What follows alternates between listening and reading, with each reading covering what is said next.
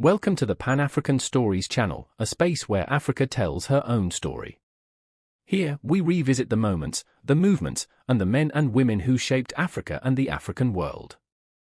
From ancient kingdoms to modern struggles, from forgotten heroes to enduring ideas, we uncover the truth of Africa's greatness. This channel exists to help us remember who we were, reclaim what was taken or misrepresented, and rise with confidence into the future. If you believe Africa has a past worth knowing, a present worth strengthening, and a future worth building, then you are in the right place. Subscribe for powerful Pan-African stories that reveal Africa's glory and empower Africans, today and for generations to come. Now, let's delve into today's Pan-African story. Today, we journey back in time, to Africa before Europeans set foot on the continent. What did Africa look like socially, politically, and culturally? How advanced were its systems and technologies? Did Africa even have a history at all? Stay with us as we rediscover Africa's glorious past. This rediscovery will unfold in a series of 5 parts. Let's begin with the first. Africa before Europe, Part 1, Kingdoms and Governance.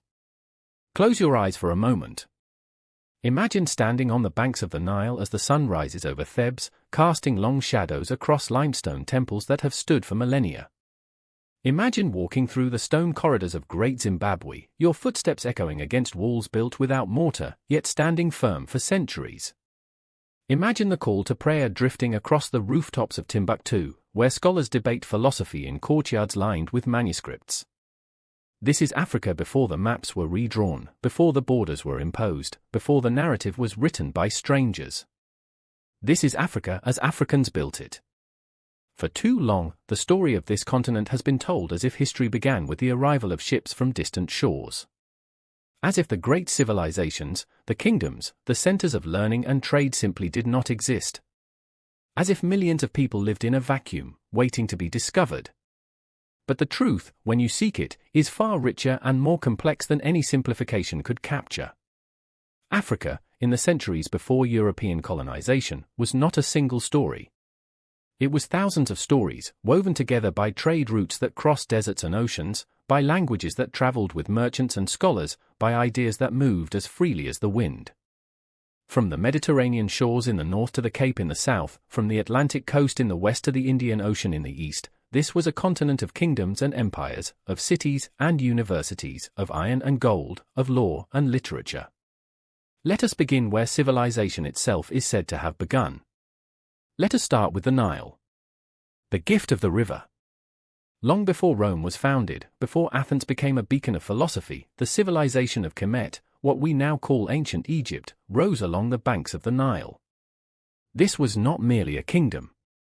It was an idea made stone, a testament to what human beings could achieve when they organized themselves around purpose and vision. The pharaohs ruled not as distant tyrants but as living gods, intermediaries between the divine and the mortal. Yet beneath this sacred authority lay a sophisticated bureaucracy, a system of governance that would be recognizable to any modern administrator.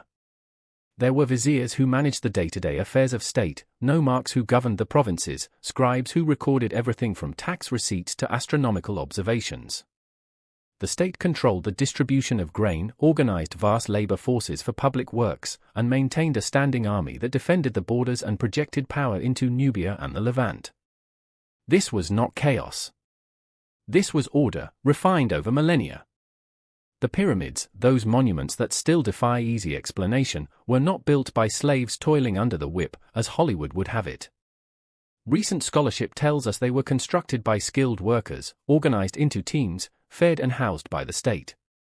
They were projects of national pride, expressions of collective identity. When you stand before the Great Pyramid of Giza, you are not merely looking at a tomb. You are looking at the product of mathematics, engineering, astronomy, and a level of social organization that required the coordinated effort of thousands. But Egypt, for all its grandeur, was not alone. The kingdom to the south. Travel south, beyond the cataracts of the Nile, and you enter the lands of Kush, the kingdom the Egyptians both feared and admired.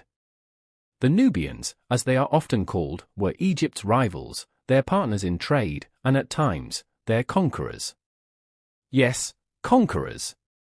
For there was a period, during Egypt's decline when Kushite pharaohs ruled from Thebes, restoring temples, reviving traditions, governing both kingdoms as one. The kingdom of Kush, centered first at Kerma, later at Napata, and finally at Meroe, was a power in its own right. It controlled the trade routes that brought gold, ivory, ebony, and incense from the African interior to the Mediterranean world. Its kings built pyramids, steeper, more numerous than those in Egypt, and were buried with all the splendor their wealth could command. Meroe, in particular, stands as a testament to African innovation. This was a city of iron. The furnaces of Meroe produced weapons and tools that were traded across the region.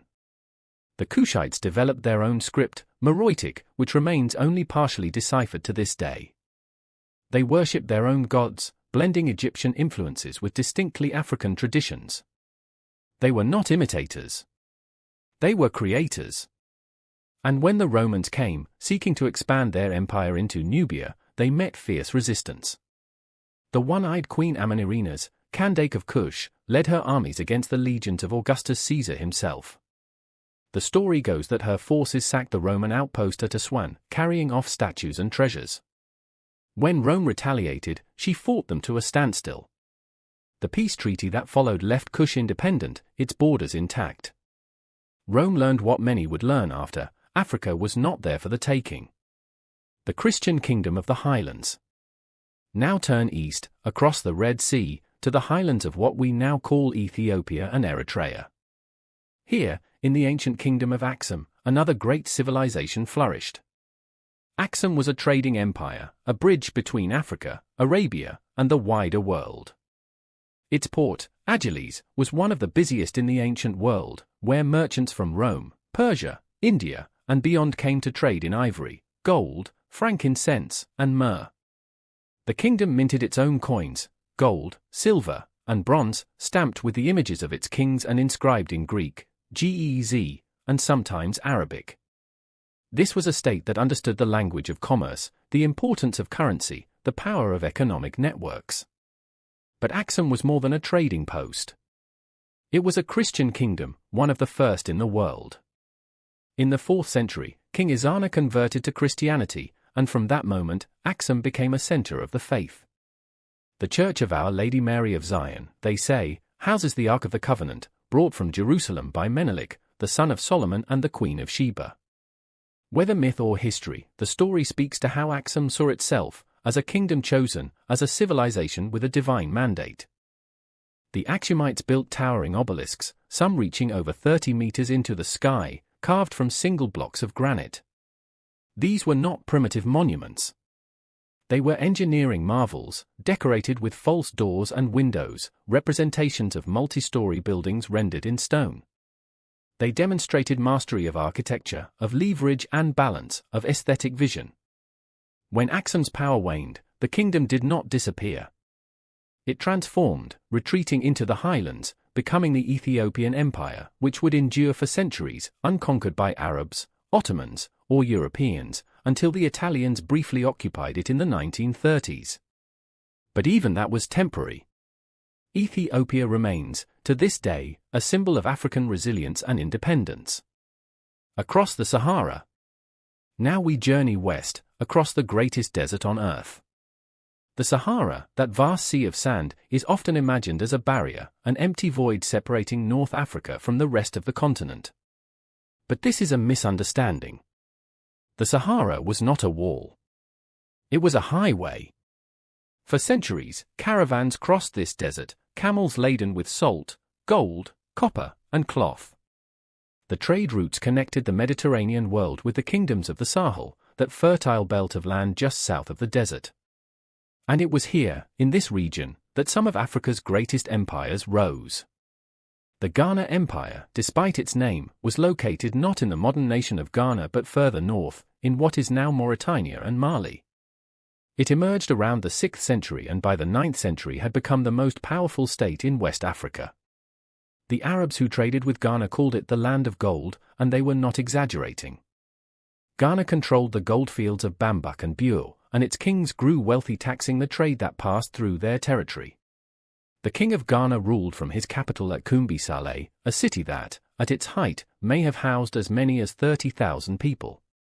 Arab chroniclers described a court of immense splendor, the king surrounded by horses draped in golden cloth, his guards carrying shields and swords of gold, his audience hall filled with governors and ministers. When the king held court, a drum would sound, and people would know that justice was being dispensed, that order was being maintained. But Ghana's power was not built on gold alone. It was built on governance. The empire was a federation of sorts, with the king at the center and vassal states paying tribute. The military was strong, fielding armies of thousands, including cavalry units that struck fear into enemies. Trade was regulated, taxed, and protected. Merchants could travel safely because the king guaranteed it. This was statecraft, deliberate and effective. The Empire of the Lion King. When Ghana fell, weakened by internal strife and external pressure, it was succeeded by an even greater empire, Mali. The story of Mali begins with a name that still resonates, Sundiata Keita, the Lion King. Born to a royal family but exiled as a child, Sundiata returned to reclaim his homeland from the sorcerer king Sumaro Kunte. The epic of Sundiata, passed down through generations of griots, oral historians, tells of a hero who united the Mandinka people and founded an empire that would stretch across much of West Africa. Mali, at its height in the 14th century, was one of the largest and wealthiest empires in the world. It controlled the gold and salt trade, and its influence reached from the Atlantic coast to the edges of the Sahara, from the forests of the south to the desert in the north. The most famous ruler of Mali was Mansa Musa, whose pilgrimage to Mecca in 1324 became legendary. Traveling with a caravan of 60,000 people, including soldiers, servants, and scholars, Mansa Musa distributed so much gold along the way that he caused inflation in the markets of Cairo. The European mapmakers, who had barely acknowledged Africa before, began to draw Mali on their maps, with Mansa Musa depicted sitting on a throne, holding a golden scepter. But Mansa Musa was not merely wealthy. He was a patron of learning and the arts. He brought back architects and scholars from the Middle East, transforming Timbuktu into a center of Islamic scholarship. The Sankore Madrasa became a university, attracting students from across Africa and the Muslim world. Manuscripts were copied and preserved, covering everything from theology to astronomy, from medicine to mathematics. Timbuktu's libraries held hundreds of thousands of manuscripts, many of which survive to this day. Mali was not an accident of geography. It was a deliberate creation, built on the principles of law, trade, and learning. The Kurukan Fuga, the constitution proclaimed by Sundiata, laid out the rights and responsibilities of clans, the rules of war, the protection of traders. It was governance rooted in consultation and tradition. The last of the great empires. As Mali declined, fragmented by succession disputes and external attacks, another power rose to take its place, the Songhai Empire. Based in the city of Jiao, on the banks of the Niger River, Songhai had been a vassal of Mali. But under the leadership of Sani Ali Bur in the 15th century, it broke free and began its own expansion. Sani Ali was a military genius, a ruthless leader who conquered Timbuktu and Jen, transforming Songhai into the dominant power in West Africa. His successor, Askia Muhammad, took the empire to even greater heights. Askia was a devout Muslim and an astute administrator. He reorganized the government, dividing the empire into provinces, each governed by an appointed official. He standardized weights and measures, established a system of taxation, created a professional army, and maintained a navy that patrolled the Niger River. Under his rule, Songhai became not just powerful but efficient. Timbuktu flourished under Songhai rule, its reputation as a center of learning spreading across the Islamic world. The scholar Ahmed Baba, born in Timbuktu in the 16th century, wrote more than 40 books on topics ranging from law to logic. When he was later captured and taken to Morocco, he lamented leaving behind his library of 1,600 books.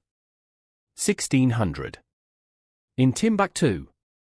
In the 16th century, Songhai's power seemed unshakable, but in 1591, a Moroccan army equipped with firearms crossed the Sahara and defeated the Songhai forces at the Battle of Tondibi. The empire collapsed, fragmenting into smaller states. Yet even in its fall, Songhai had demonstrated what was possible: a multi-ethnic empire, governed by law, sustained by trade, enriched by learning. Stone cities of the south. Now we travel south, far from the Sahel, into the highlands of what is now Zimbabwe. Here, between the Zambezi and Limpopo rivers, stood one of Africa's most mysterious and impressive civilizations, Great Zimbabwe. The ruins, which gave the modern nation its name, consist of massive stone walls, some over 10 meters high, built without mortar.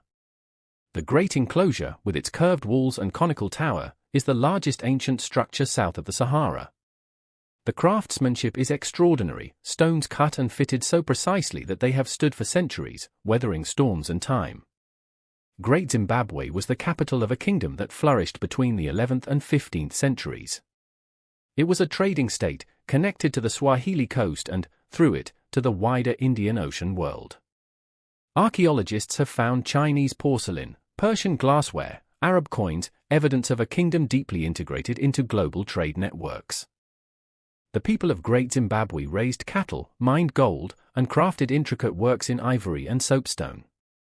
The famous Zimbabwe birds, carved from soapstone, are believed to have been royal or religious symbols, though their exact meaning remains debated. What is not debated is the sophistication of the society that produced them. But Great Zimbabwe was not alone. Across the region, there were other stone-built settlements, Kami, Dlo, and others, each demonstrating the architectural traditions of the Shona people.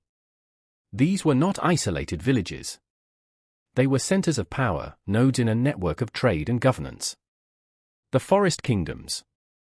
Travel west now, across the continent, to the forests and coasts of what we now call Nigeria and Benin. Here, in the dense tropical forests, lay kingdoms that would produce some of the finest art the world has ever known. The Benin Kingdom, centered in Benin City, was a highly organized state ruled by the Oba, a divine king whose authority was both political and spiritual. The city itself was remarkable. European visitors in the 15th and 16th centuries described it with awe: wide, straight streets, large wooden houses with verandas, and, most impressively, a system of walls and moats that stretched for miles. Some claimed Benin City was larger and better planned than many European capitals of the time. The Oba's palace was a wonder, filled with courtyards and galleries decorated with brass plaques depicting scenes of court life, military victories, and religious ceremonies. These plaques, along with the famous Benin bronzes, sculptures of exquisite detail and artistry, demonstrate a mastery of metalworking that few societies have matched. But Benin was not just about art. It was a military power, with a well-trained army that used sophisticated tactics and, later, firearms acquired through trade with Europeans. The kingdom controlled trade routes, taxed commerce, and maintained diplomatic relations with Portugal and other European powers, relations conducted as equals, not as subjects. To the north of Benin, the Yoruba city-states, including Ife and Oyo, formed their own centers of power. Ife, considered the spiritual homeland of the Yoruba people, produced terracotta and bronze sculptures that are among the finest examples of African art. The naturalism of these sculptures, particularly the portrait heads, challenges any notion of African art as primitive. The Oyo Empire, at its height in the 17th and 18th centuries, was a cavalry-based military state that dominated the region. Its government was complex, with checks and balances. The Alafin, or king, was powerful but not absolute. A council of nobles and a society of kingmakers could check his authority, even force him to abdicate if he failed in his duties. This was governance based on tradition, accountability, and balance. The Kingdom of the Congo. Cross the equator now, into Central Africa, to the Kingdom of Congo, which stretched across parts of modern-day Angola, the Democratic Republic of Congo, and the Republic of Congo. When Portuguese explorers first made contact with the Congo Kingdom in the late 15th century, they found a sophisticated state with a centralized government. The Manikongo, the king, ruled from the capital, Mbanza Congo, a city that housed tens of thousands of people. The kingdom was divided into provinces, each governed by appointed officials who reported to the king. There was a system of taxation, a judicial system, and a complex hierarchy of nobility. The Congo Kingdom was not isolated. It traded with neighboring states and, soon, with the Portuguese. Initially, The relationship was one of mutual interest. The Portuguese sought trade goods, including ivory and copper, and the Congolese were interested in European goods, particularly textiles and, crucially, access to Christianity. The Manikongo Nzinga Nkuwu converted to Christianity in 1491, and his son, Afonso I, became one of Africa's most remarkable rulers. Afonso embraced Christianity fully, corresponding with the Pope, sending his children to be educated in Europe, and attempting to transform Congo into a Christian kingdom that could engage with Europe as an equal. But the relationship soured. The Portuguese appetite for enslaved people, driven by the demands of their colonies in Brazil, put enormous pressure on Congo. Afonso wrote letters to the King of Portugal, protesting the slave trade, pleading for it to stop, but his appeals were ignored.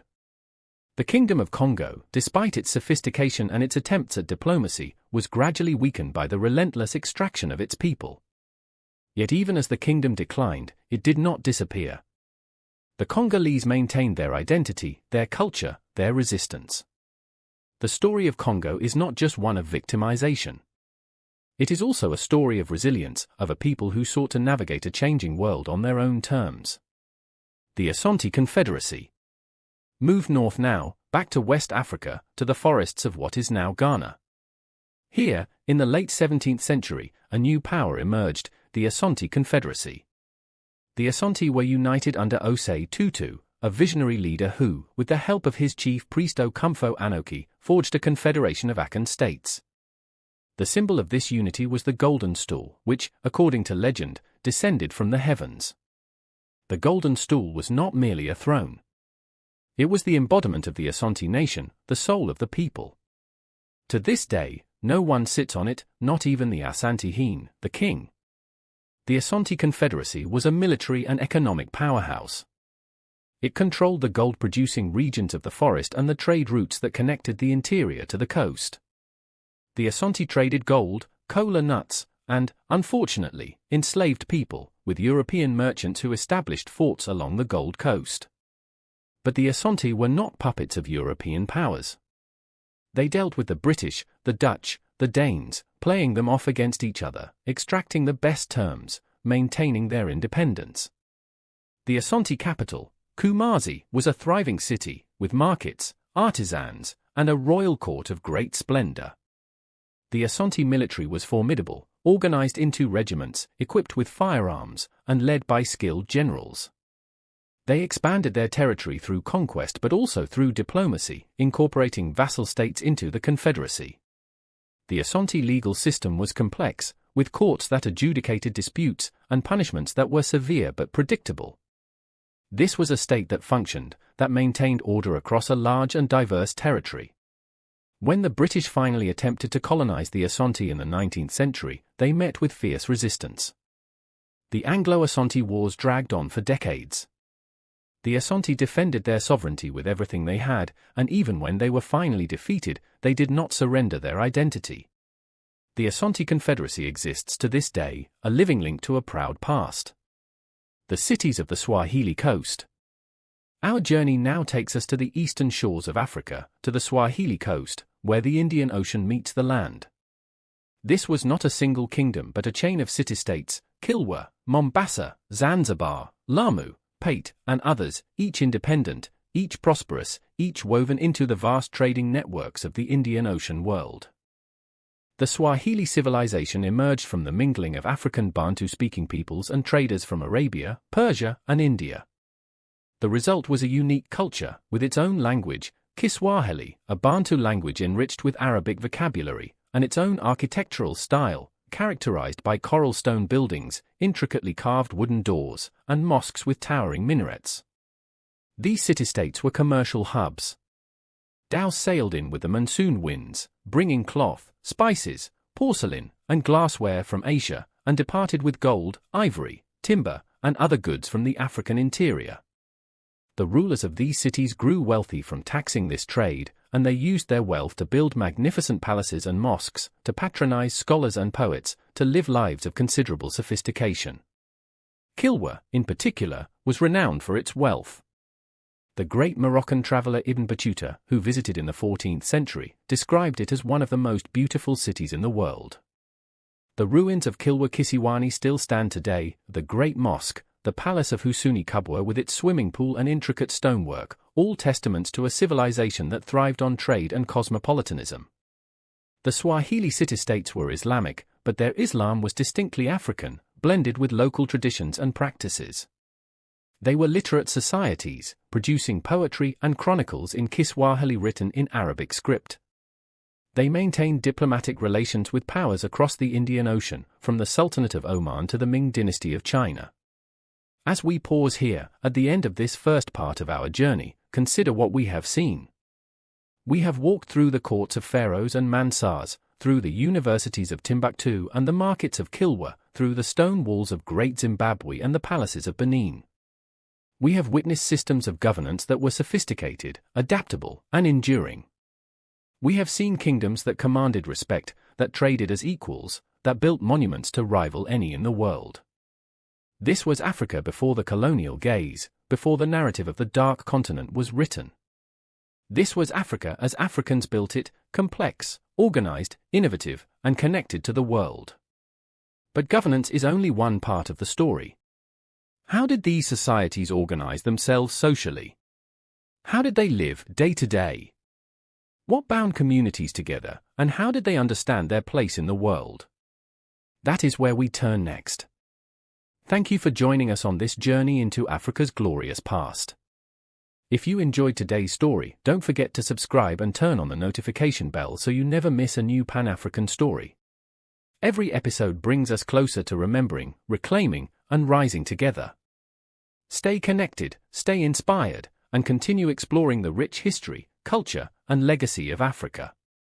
Let's continue to rediscover our glorious past, reclaim our identity and power, and rise to our rightful place in today's world. Join us, stay inspired, and never stop exploring the stories that shape Africa.